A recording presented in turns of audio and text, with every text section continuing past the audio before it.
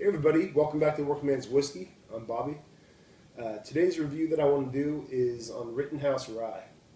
And one of the reasons I chose Rittenhouse today is because I love rye whiskey. I mean, rye to me is it's such a good taste, such a different experience than you know bourbons.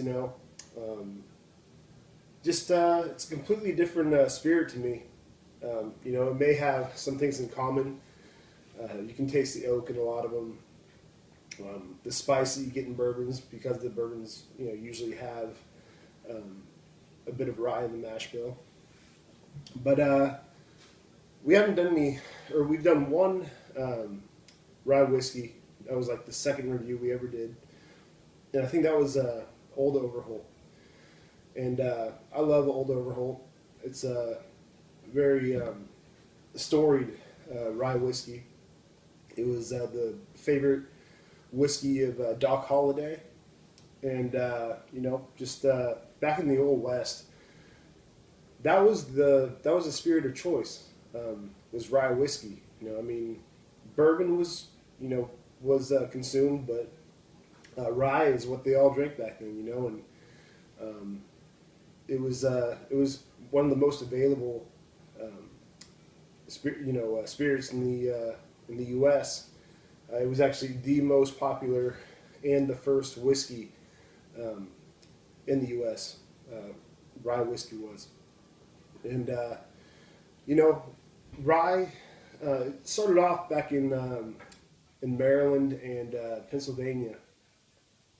That's where rye kind of flourished.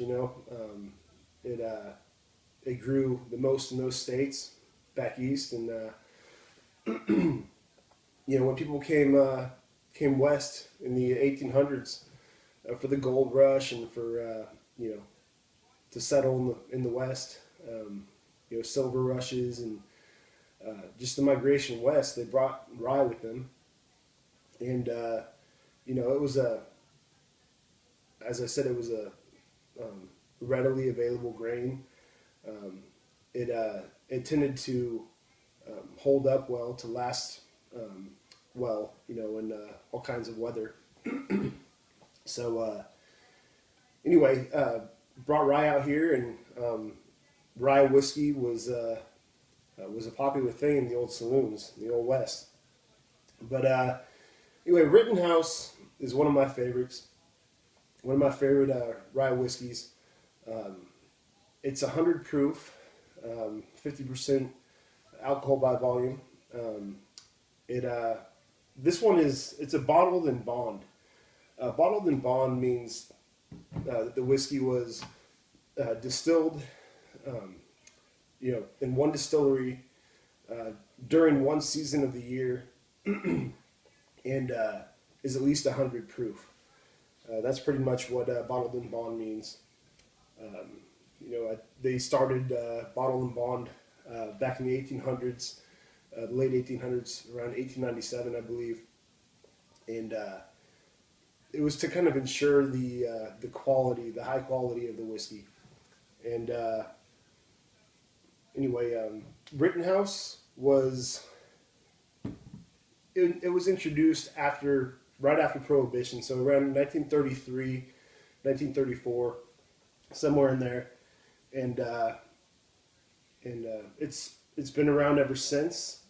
It's gone through a few changes as far as age statement and all that. Actually, to be honest with you, I don't know what the maybe it says somewhere, but I thought I had heard that the age statement on this was somewhere around 10 years. Do not quote me on that. Look it up yourself. Try to find it, but you can see from the color of this bourbon. We'll just do the color right there through the bottle. You can see it's nice dark amber color. So it's been an oak for a while, I can tell. And I'll read you the back of this bottle here. It says, Rittenhouse Straight Rye Whiskey is a storied Pennsylvania-style rye whose heritage commemorates Philadelphia's famous Rittenhouse Square.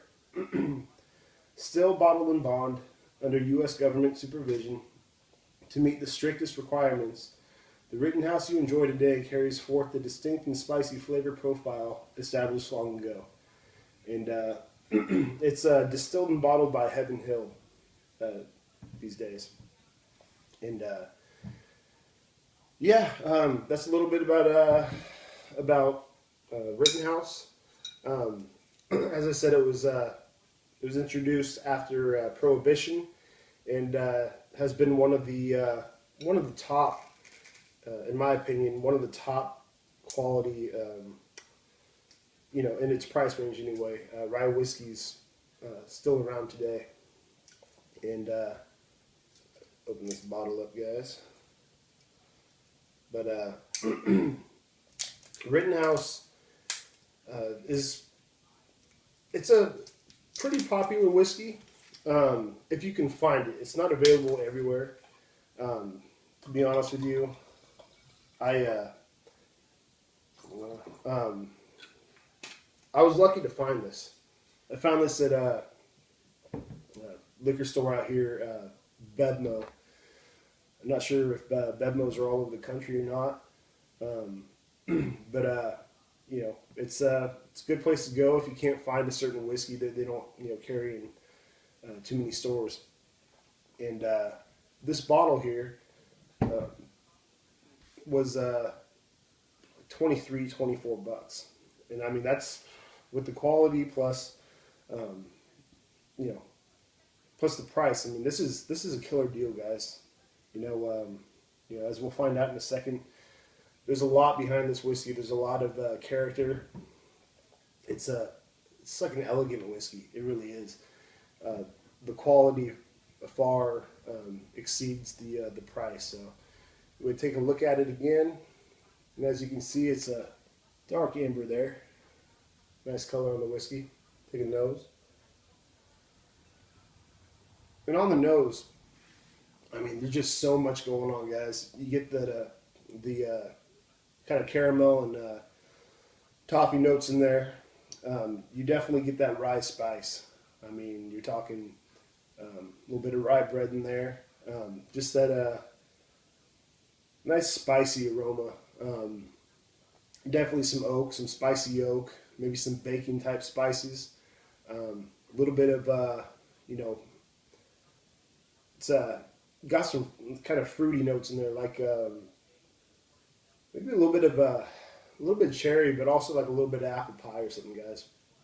And it's another one that it's a good holiday whiskey, because it's definitely one that you want to drink in cold weather,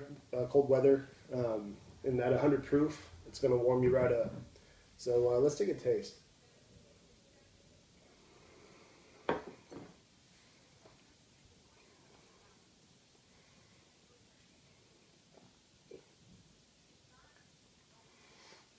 And on the palate, guys, it's so good. It's I mean, of course you get that rye spice, nice long finish on that.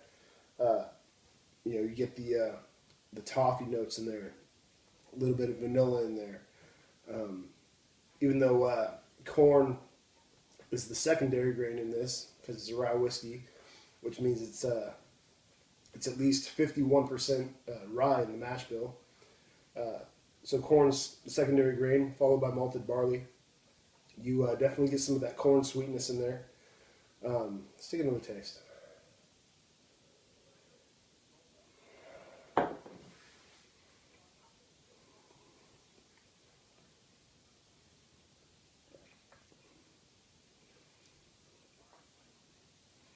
Yeah, guys, it's just such a high character, high quality whiskey here. And kind of makes me sad that I haven't been reviewing more ryes. I mean, you get kind of fixated on one thing, the bourbon, and I love bourbon. I mean, bourbon's my go-to, but I mean, drinking this kind of brings me back to how much I love rye, and just such a good whiskey, and you know, as I said, just so many things going on with this between the little bit of the sweetness from the corn, you know, the toffee kind of note, the wood going on, the spice, the vanilla. I mean, there's a lot of good things going on here. So if you can find Rittenhouse, I would definitely advise getting it. And it's such a great deal. So you really can't go wrong, guys. And until next time, cheers.